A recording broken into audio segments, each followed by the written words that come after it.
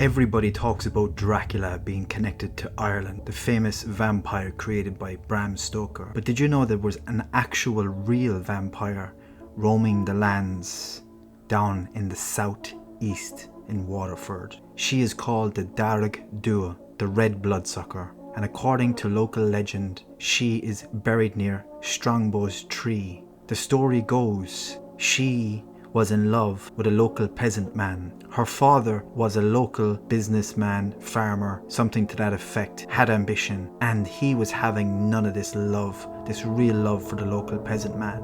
And he married her off to this evil baron who raped her, tortured her, beat her up, and kept her in a dungeon-like setting. Before she killed herself, she swore vengeance on her father and this husband of hers. And when she was buried, it wasn't long afterwards, her body was missing from that grave. Little did the father and the baron know what was waiting for them. A vampire, back to suck the living blood out of them. Hence why she's called DEARG Dua, the Irish vampire in Waterford.